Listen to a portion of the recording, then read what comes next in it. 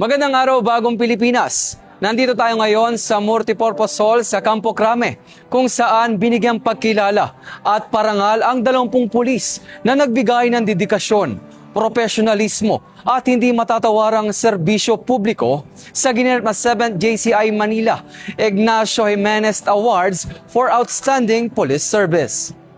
Ang mga nasabing pulis ay mula sa iba't ibang panig ng bansa. Dumalo sa naturang programa si Honorable Jose Midas Pascual Marquez, ang Associate Justice of the Supreme Court of the Philippines, Attorney Maria Layabel C. Badillo Crisostomo, Assistant Secretary for Communications and External Affairs ng Department of the Interior and Local Government, Police Brigadier General Bina Guzman, Direktor ng Police Community Affairs and Development Group, miyembro at matataas na opisyal ng Ignacio B. Jimenez Foundation. 14 regions reported lower crime levels, contributing to a nationwide case clearance rate of 93.22% and a solution efficiency of 70.24%.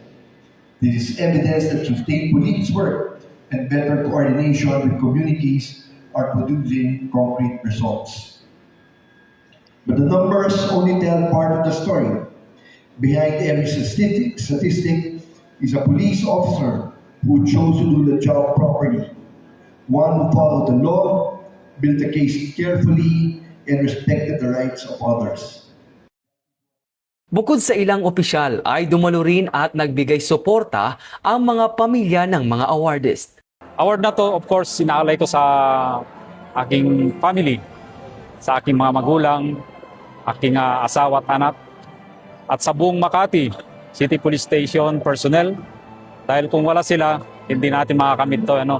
This is a concerted effort ng Makati City Police Station upang makamit ang award sa to. Nandito po kami handang maglingkod sa bayan. Umulan, bumagyo. Nandito po kami para pagsilbihan po ang mamamayan.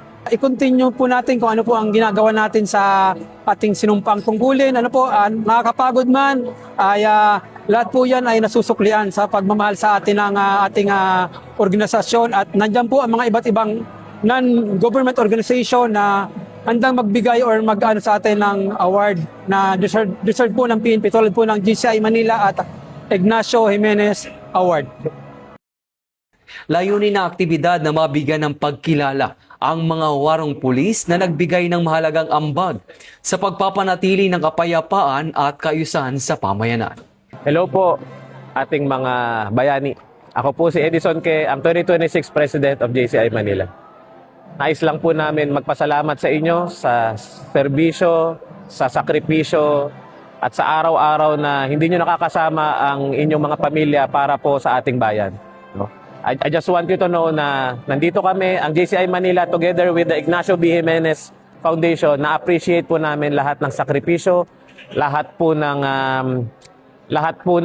effort nyo para sa ating bayan. So maraming salamat po muli at sana po wag po kayo magsawa mahalin ang ating bayan. Thank you po.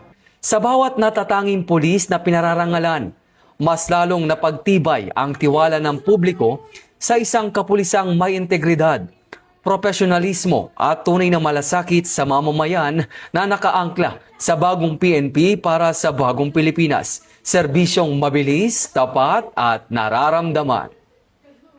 Mula dito sa Multipurpose Hall sa Campo Crame, ako si Patrolman Edwin Baris nagbabalita para sa Police News Network. Alagad ng batas, tagataguyod ng Balitang Pulis.